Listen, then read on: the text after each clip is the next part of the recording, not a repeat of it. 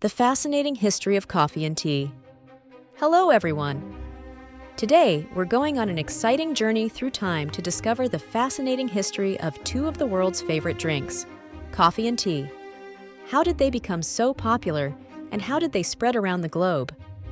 While coffee was the drink of revolutionaries for years, why did tea remain the drink of the aristocracy and the wealthy? Let's find out together. Our story begins in Ethiopia around the 9th century. According to legend, a shepherd named Kaldi noticed his goats were full of energy after eating some red berries. Curious, Kaldi took the berries to a local monk, who boiled them into a drink and found that it helped him stay awake during long hours of prayer. And so, coffee made its way to the Arabian Peninsula. By the 15th century, people in Yemen were already enjoying coffee. It quickly became popular, and coffee houses, known as kave-khane, started popping up across the Arab world. These coffee houses were bustling places where people gathered to socialize and share ideas. Thanks to the Ottoman Empire, coffee reached Istanbul, where it became a beloved drink by the 16th century. From there, it traveled to Venice and soon spread throughout Europe. Europeans loved coffee so much that by the 17th century, coffee houses were opening in cities like London and Paris. These coffee houses became more than just places to drink coffee. They were centers for lively discussions on science, art, and literature. In fact, they were often called penny universities because, for just a penny, you could learn and discuss so much. As people gathered in these coffee houses, sharing their ideas and discussing the issues that were going wrong in their countries, revolutionary ideas began to sprout here as well. In some countries, governments banned coffee houses for this reason, attempting to prevent people from coming together. In the 16th century, the Ottoman Empire saw the rise of coffee houses, which led to concerns about their social and political influence.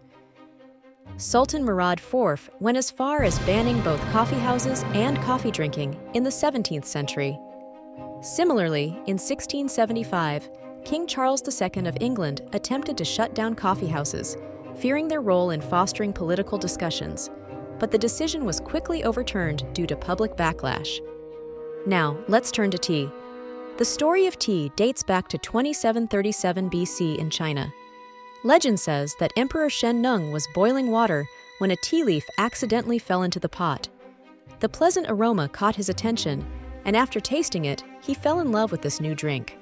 And just like that, tea became a favorite in China. From China, tea spread to Japan and other Asian countries. In Japan, tea ceremonies became a significant cultural tradition, often associated with Zen Buddhism. The Chinese Empire has long placed great importance on tea ceremonies, which are deeply rooted in cultural traditions and serve as a symbol of respect, harmony, and refinement. Tea ceremonies are meticulously practiced, often involving precise rituals and the use of specialized utensils. The aesthetic value of tea also extends to the porcelain teacups, which are highly regarded for their elegance and craftsmanship.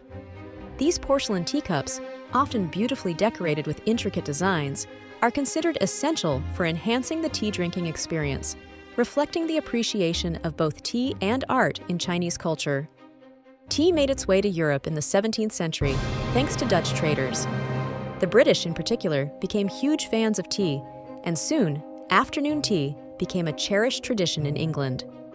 The English learned about tea from China, and observing that it was a drink of the empire consumed with ceremony, they adopted a similar approach in their own country.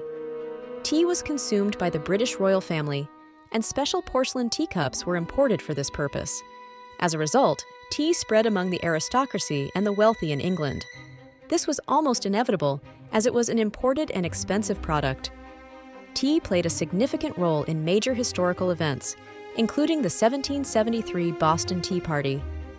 This protest was not only against taxation without representation, but also a direct response to the British monopoly on tea. The British East India Company was granted exclusive rights to export tea to the American colonies, and the heavy tax on it made tea a symbol of colonial oppression. In an act of defiance, American colonists, disguised as Native Americans, boarded British ships in Boston Harbor and dumped 342 chests of tea into the water.